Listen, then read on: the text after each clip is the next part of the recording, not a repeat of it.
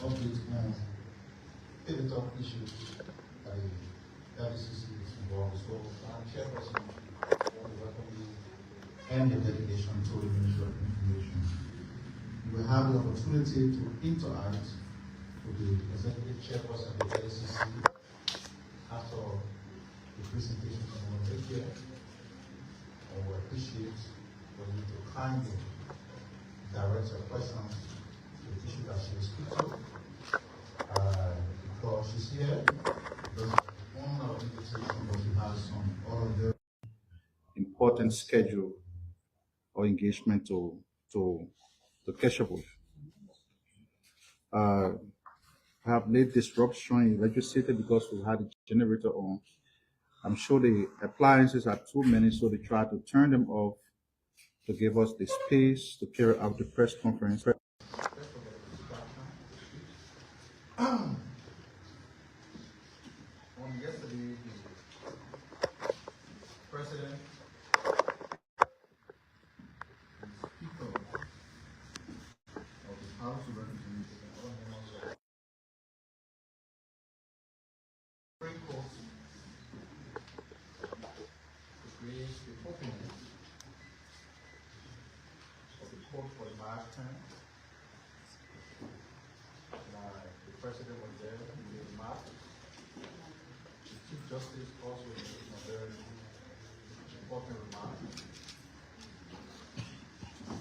I'd like to say that the coordination between and amongst the three branches of the Liberian government is good for our democracy, is good for our country.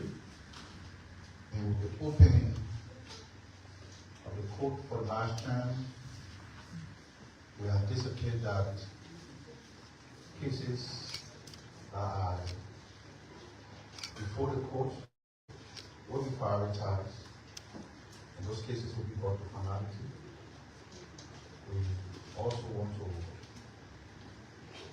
thank the Speaker and all members of the legislature for the continuous collaboration with the judiciary. It signifies that our democracy is one of course, and that the three branches of government as created by the constitutional framework of the country are working together for a smooth running of the government.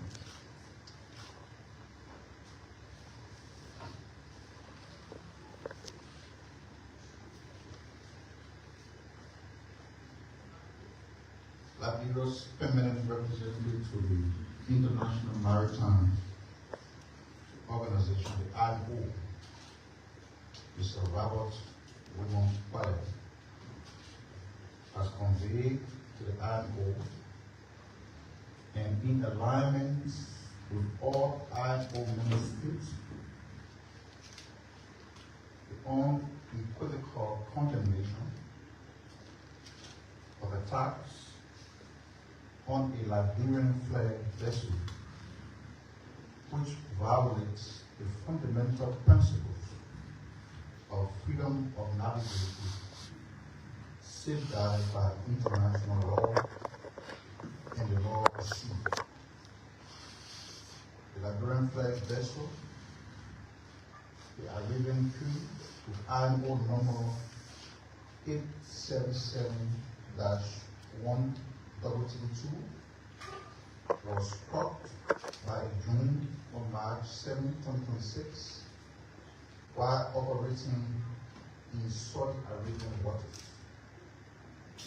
The incident caused a fire and an onboard explosion, which led to one crew member sustaining serious injuries. Fortunately, all 86 crew members on board the vessel were successfully evacuated. The fire was extinguished and the vessel's operations have been secured prior to evacuation. There's an assessment to ascertain the level of damage done to the vessel is underway, but the Liberia's IMO representatives extends gratitude to all who assisted, particularly those who were involved in the efficient evacuation of personnel. Liberians reiterate that attacks on vessels exercising freedom of navigation as guaranteed under international laws and the relevant IMO instruments are unacceptable and will be treated with utmost seriousness. Liberia remains committed to collaborating with international friends to ensure maritime safety, security, and upholding the rights of all seagoing vessels.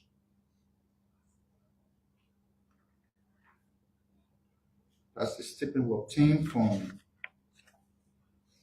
the permanent representative of our country to the International Maritime Organization. So there's no need to speculate. What is being reported was confirmed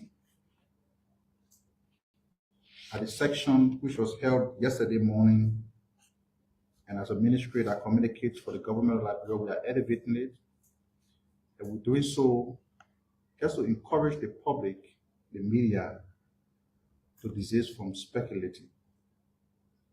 These are difficult times, and you do not want people to be speculating the wrong thing on social media or on radio stations. So the story as it occurred and was reported by our permanent representatives, we elevated it and we want also stick to that. Last week we announced that the Deputy Minister for Technical Services at the Ministry of Public Works was in Tokyo, Japan, around concluding arrangement for the construction of the road, the stretch of the road leading from Johnson Street, the Gabriel Tucker Bridge to the Freeport of Monrovia.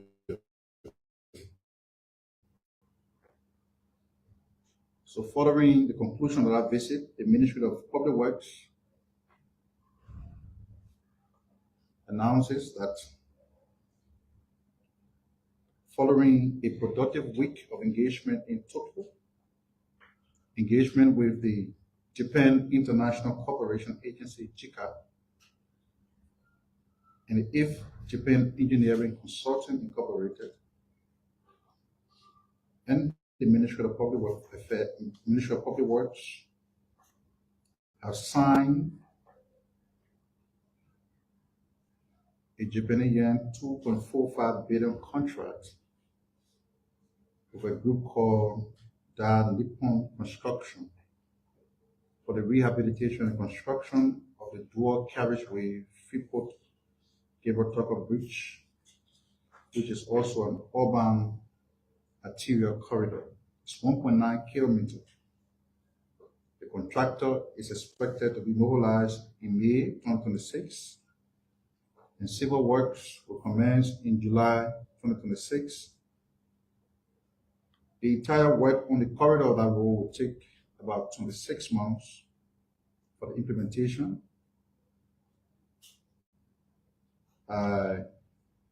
This important project, I have to say, has been 100% financed from the grant from the government and people of Japan. The project will significantly improve mobility while addressing persistent flooding challenges along a critical corridor leading to the bridge on Freeport. The government appreciates the Dean of the President's Cabinet and the Ministry of Foreign Affairs for strengthening Liberia's Japan relations. We also appreciate our ambassador to Japan, Ambassador Edward Wade Appleton Jr., for sustaining this bilateral partnership on behalf of Liberia.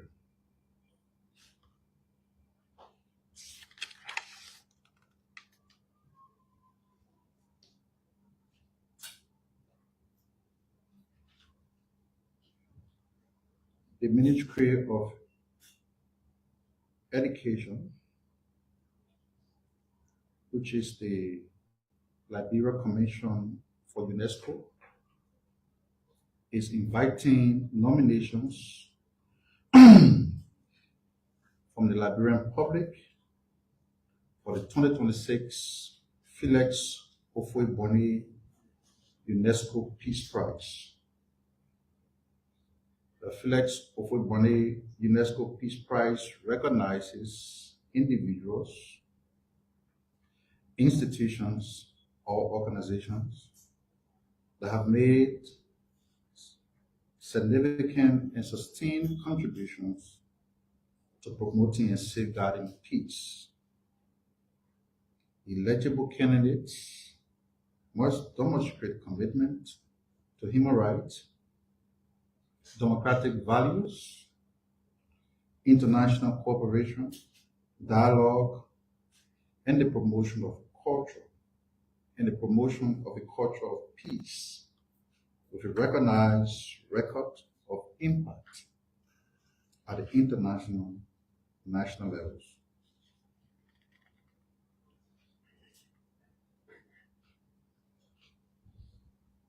Submission requirements, according to the ministry,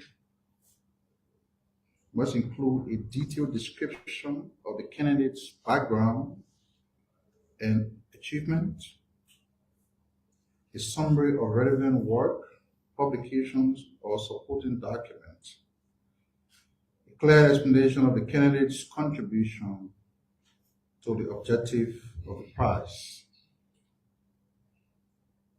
The deadline for the submission of applicants, according to the Ministry of Education, is March 20th, 2026. You can address all of your applications for your nomination to the Ministry of Education first floor. Interested individuals and institutions are encouraged to submit complete documentation before the stated deadline.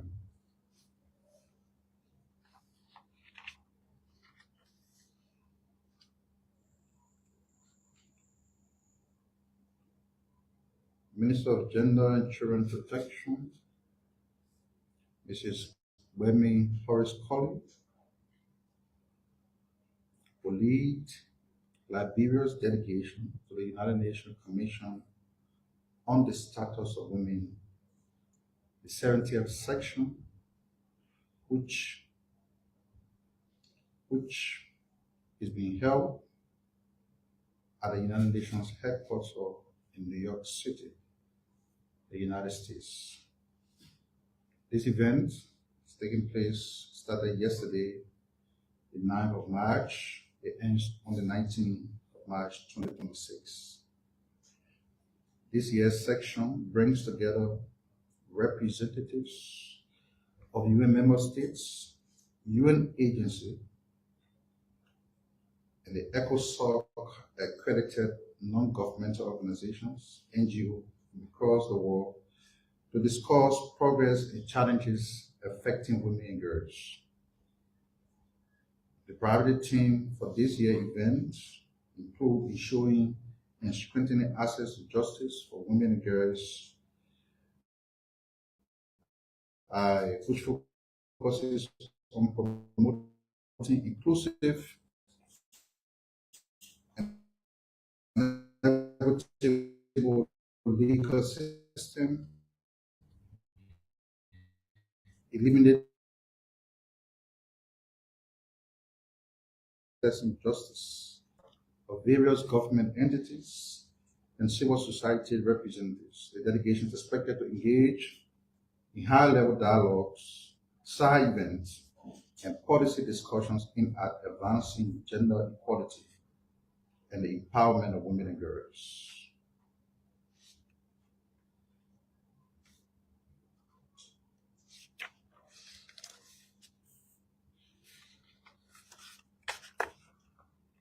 Just quick update from the LACC. The Liberia Electricity Corporation has intensified its power theft campaign. On February 6, you may recall that they launched an operation codenamed Operation Sweep. And as it stands, the goal is to reduce illegal electricity connections while curbing revenue losses across the network. Currently, commercial losses of the LACC stands as a result of power theft amounts to 28.5%, dropping from 30% since the launch of the anti-power theft Operation Sweep. Since the launch of Operation Sweep, as of now, 502 individuals have been arrested,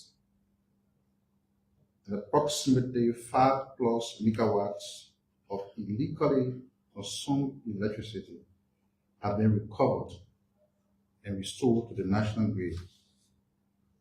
The operation is being executed through both day and night shifts to ensure comprehensive enforcement.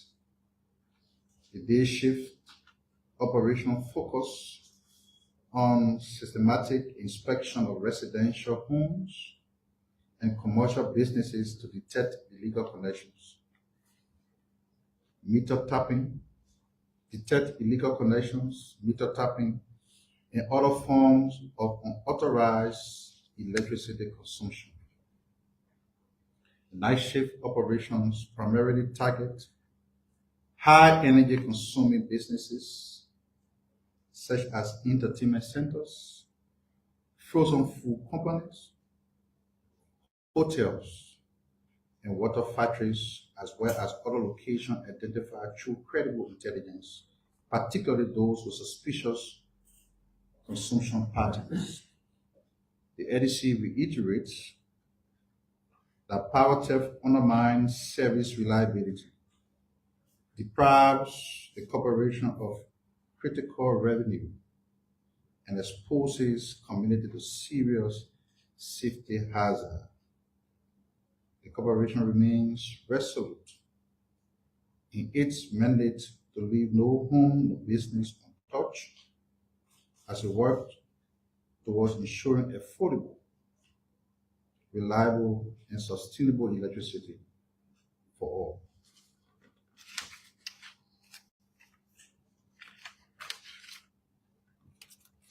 Yesterday, we received the news of the passing of a Liberian journalist.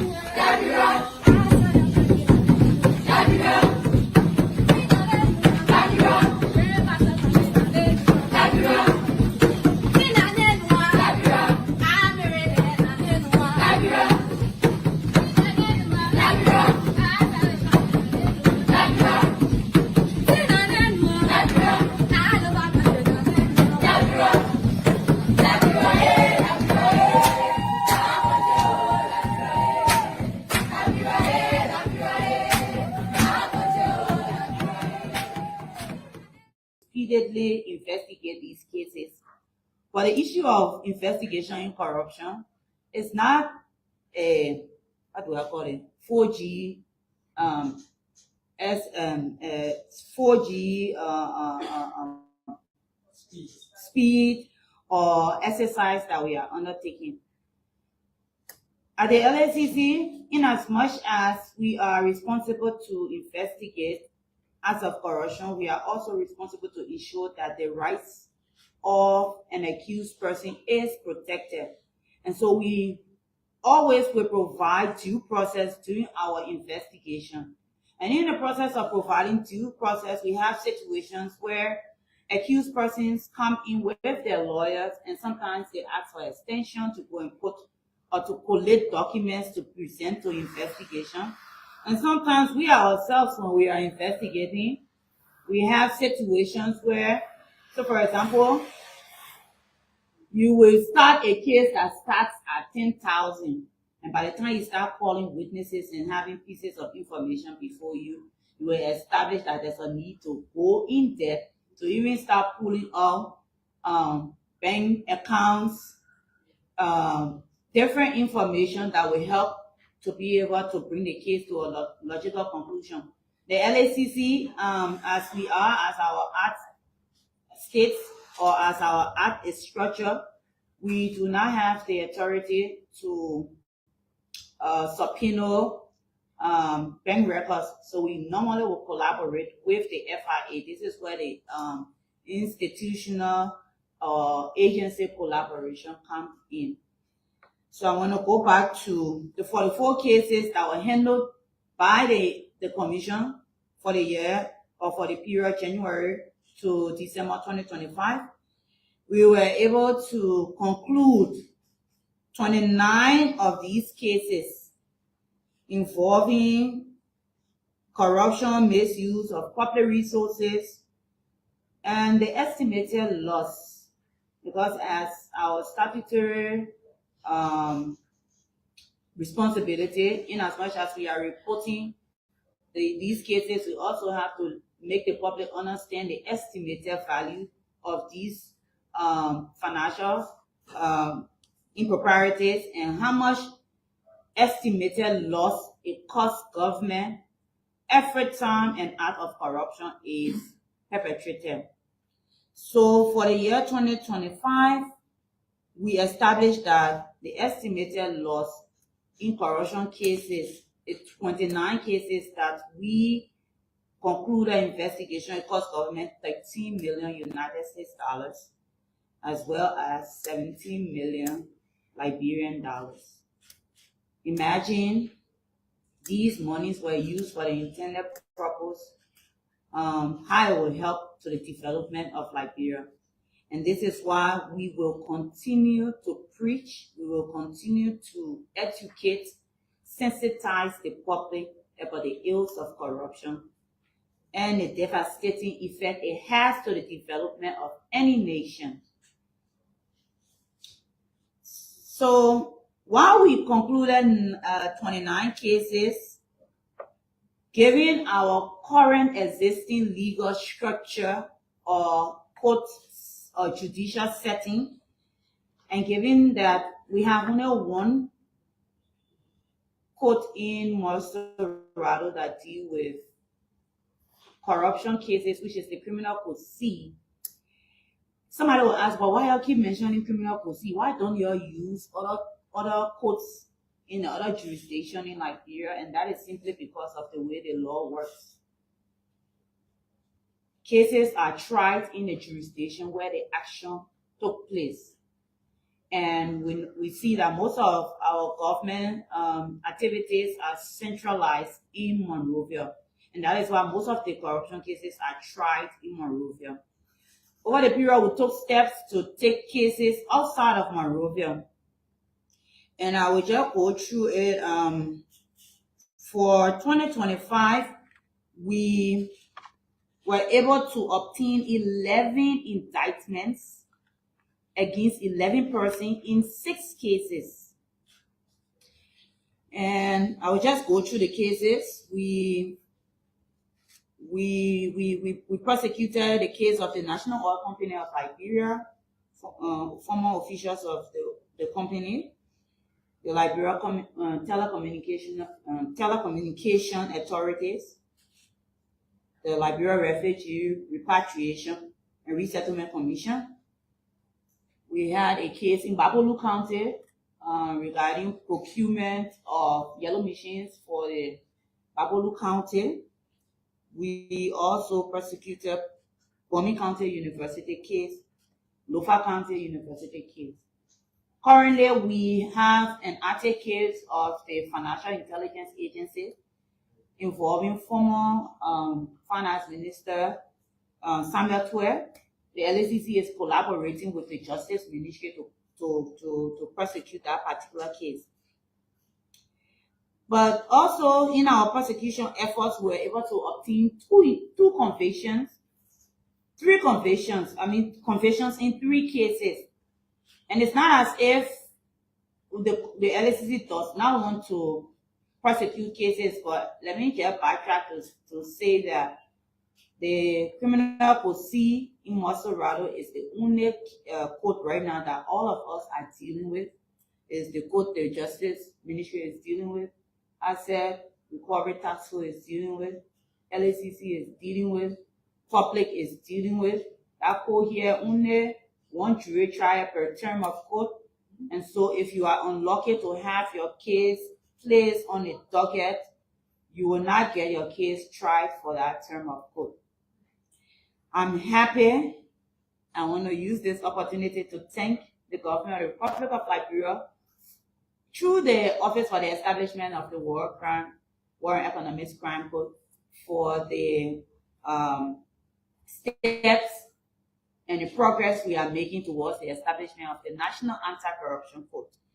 We understand that the draft bill is in its final stage and will soon be validated and submitted to the Office of the President for forward submission to the legislature for inaction to law.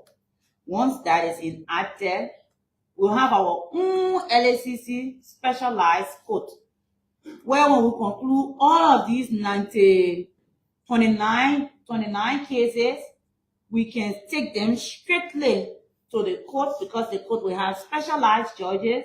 They will be responsible. It's like the commercial court. They will be responsible only to try corruption cases. We will not be competing with anyone.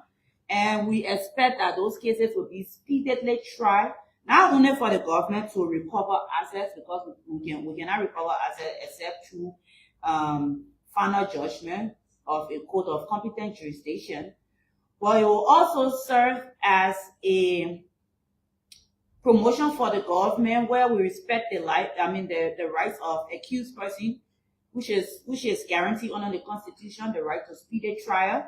And when that court is established, it will be able to enforce the right to speedy trial.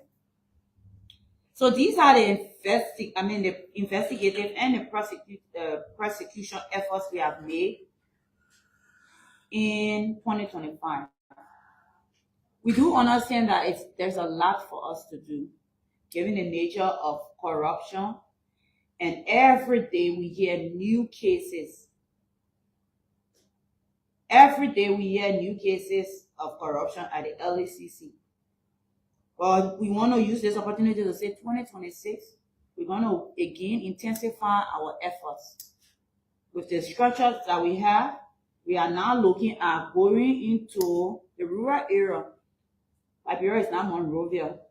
It has come to our attention that for the period 2018 even up to now, there are projects that are sitting in the rural areas uncompleted, for which vendors were given contracts and they're supposed to complete those projects, and they have not completed those projects. They have pocketed monies, and the projects are just there lying to the detriment of the people who are supposed to benefit. I'm talking about clinics, I'm talking about schools, I'm talking about bridges that should have been completed by now.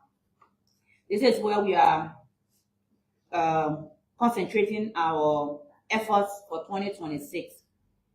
In December, the LACC had a survey. We did a survey to be able to get the perception of the public. And the public perception showed that the activities of LACC is not really known in the rural areas. And this is where we're going to focus this year, but while maintaining momentum in Monrovia. So I don't want people to think that we will not be prosecuting in Monrovia. We'll be prosecuting in Monrovia. But during the process of prosecution in Monrovia, we also took steps to try cases. We are currently trying one case in Bapolu County. I mentioned the Bapolu Yellow Machine case. We also have a case that is currently ongoing. I think some of you here are following it, the Liberia Telecommunication Authority case, the LTA case. It was moved from Monrovia to Buchanan. That case is being tried in Buchanan. We have the Lofa County University case. The case was dismissed in Lofa County. We took appeal to the Supreme Court. The matter is there before the Supreme Court pending resolution. These are efforts we are making in prosecution, and we want to, at this point, inform the public that we are not just sitting on cases. We are making efforts. It's just that our efforts are supposed to lead to recovery and prosecution and conviction of individuals are sometimes hindered by the slow pace of prosecution. But again, with the establishment of the Anti-Corruption Code, we hope to, and we anticipate, and we will work to ensuring that cases are speedily tried, and which will ultimately lead to asset recovery. Let's look at the other work that we do at the LACC. We have a mandate to oversee the asset declaration regime of the Republic of Liberia. This is an exercise that we started immediately we took over in 2023. We were able to sensitize outgoing public officials of government to declare the asset declaration, and we also sensitize incoming public officials to declare their asset as they come into government.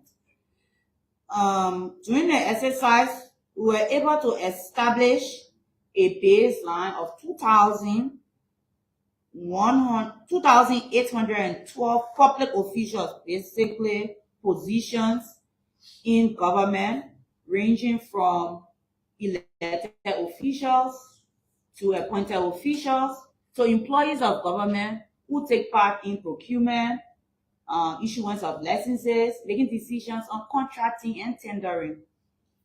And so this exercise yielded, as at December, we received 2,430 asset declarations that were filed before the Liberia Anti-Corruption Commission, which is 90.1%. I have been blessed and fortunate to attend conferences in the region. And when I go out there and when I'm speaking to my counterparts that in Liberia, our public officials declare their assets. We have because as our May year, we had close to 75 to 80% declaration. And when you say that to people will be like, what? In our country, our public officials to get them to declare assets, it's not easy.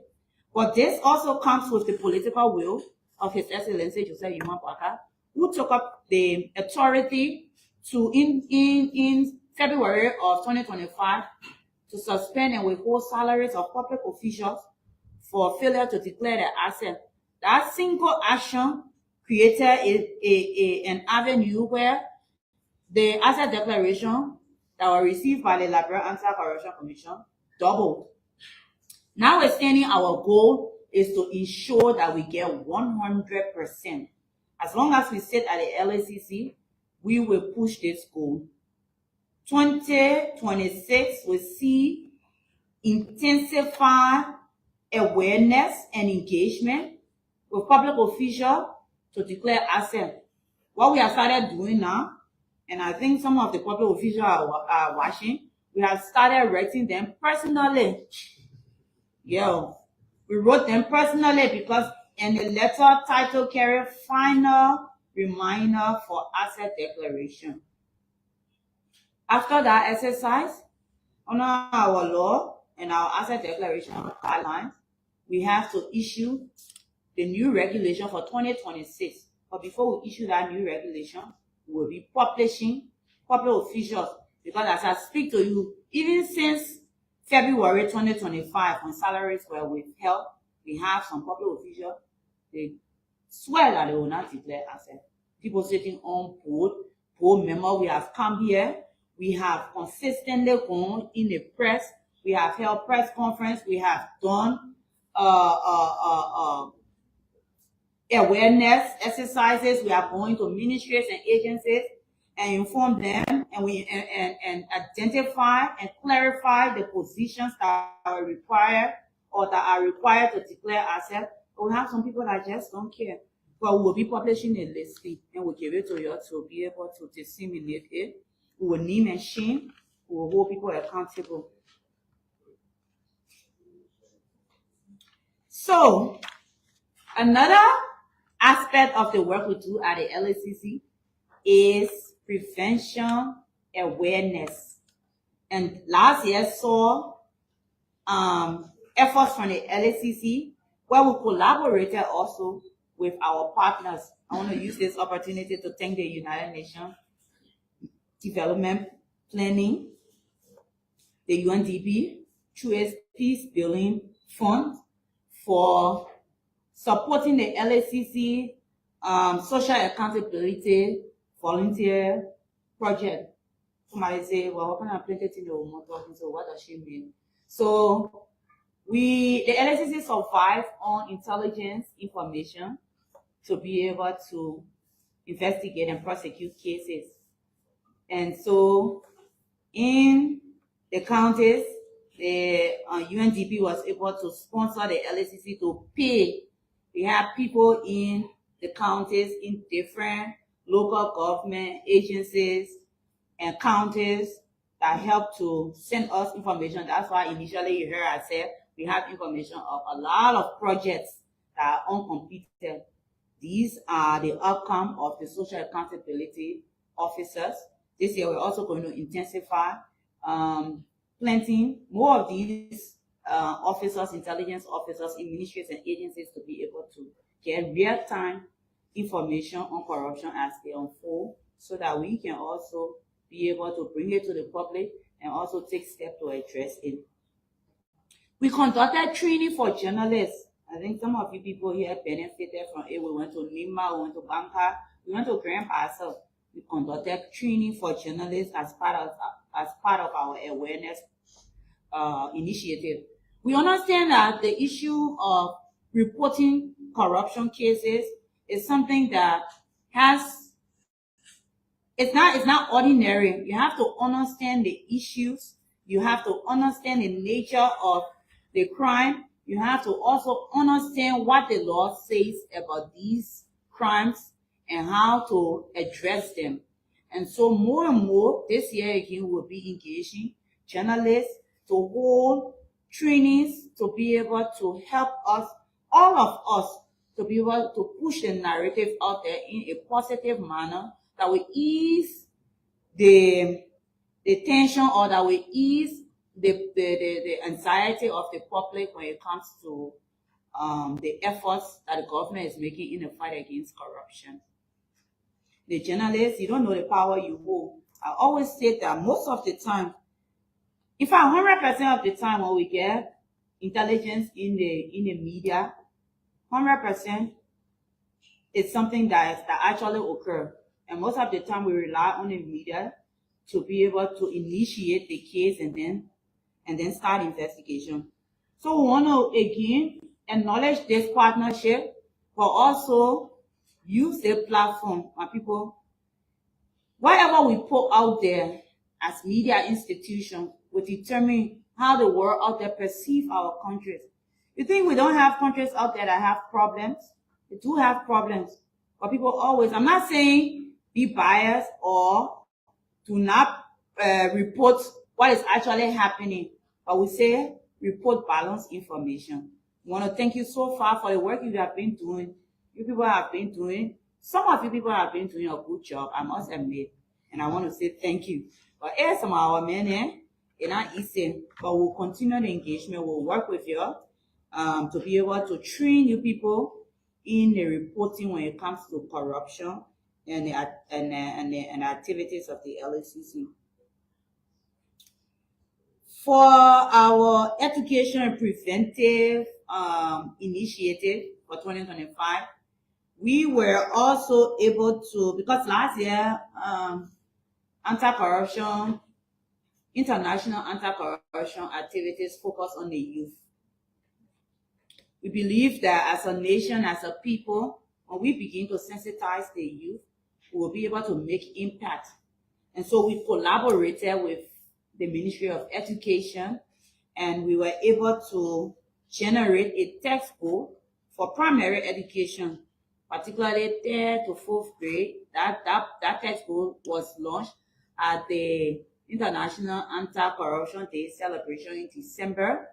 The book we are publishing copies of these books, which we will collaborate with Ministry of Education to be placed in schools. Also, our focus is also to engage primary schools while maintaining integrity clubs in colleges and universities, and establishing a medium through which these clubs can interact with LACC and be able to disseminate our message of anti-corruption in these institutions. And so we are taking steps, like I said, to print.